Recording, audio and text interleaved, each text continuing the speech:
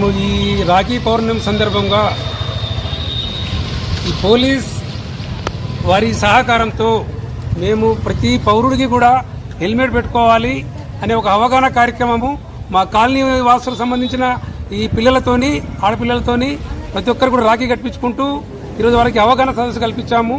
దీనికి ముఖ్యంగా మా కాలనీ పెద్దలందరూ కూడా ఆలయ కమిటీ, అభివృద్ధి కమిటీ మరియు ఈ పోలీస్ స్టేషన్ నుంచి ఉన్న సిబ్బంది కూడా వచ్చి మాకు అందరూ సహకరించినందుకు ధన్యవాదాలు.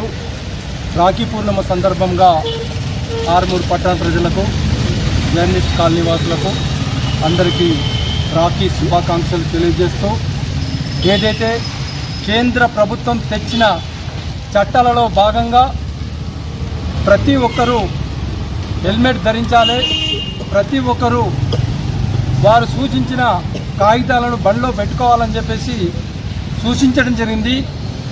దీనికి పెద్ద ఎత్తున జరిమానాలు కూడా పెట్టడం జరిగింది. ఇది ఎందుకంటే ఒకసారి దెబ్బతిన్న వాళ్ళు జరిమానా చేసిన వారు ఇంకోసారి వారు ఖచ్చితంగా ఇవి పెట్టుకొని బయలుదేరుతారు. కాబట్టి దానికోసమే ఈ యొక్క చట్టం కేంద్ర ప్రభుత్వం తెచ్చింది. కావున అయింది. దీన్ని అవగాహన చేయడానికి కమిటీ ఆధ్వర్యంలో ప్రతి ఒక్కరికి రాఖీ కడుతూ హెల్మెట్ ధరించాలని చెప్పేసి సూచిస్తూ, దీనికి పోలీస్ శాఖ వారు కూడా ఎస్ఐ గారు గంగాధర్ గారు మరియు అంజమ్మ గారు మరియు సిబ్బంది రాము తదితరులందరూ మాకు సహకరించినందుకు వారందరికీ ధన్యవాదాలు తెలుపుకుంటున్నాను. జై హింద్, జై భారత్. జర్నలిస్ట్ కాలనీ అభివృద్ధి కమిటీ సభ్యుల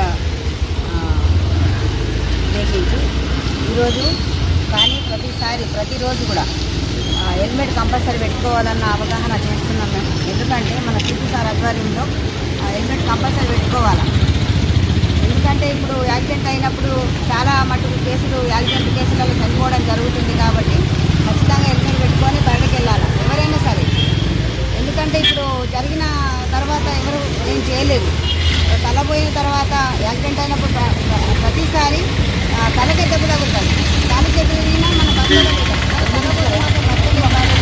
కంపల్సరీ హెల్మెట్ పెట్టుకొని బయటకు వెళ్ళాలా. ఆ ట్రిపుల్ రైడ్ని కూడా మేము వారి పిల్లలను కూడా మేము అందరికీ చెప్పడం జరుగుతుంది. ట్రిపుల్ రైడ్ వెళ్ళొద్దని. ఎవరైనా బండి మీద వెళ్ళినప్పుడు తప్పకుండా హెల్మెట్ పెట్టుకొనే వెళ్ళాలి. ఆడపిల్లలైనా మగవాళ్ళైనా ఎవరైనా స్టూడెంట్స్ అయినా ఎవరైనా ప్రతి ఒక్కరు కూడా ఖచ్చితంగా హెల్మెట్ పెట్టుకొని బయటకు వెళ్ళాలని మేము సూచిస్తున్నాం.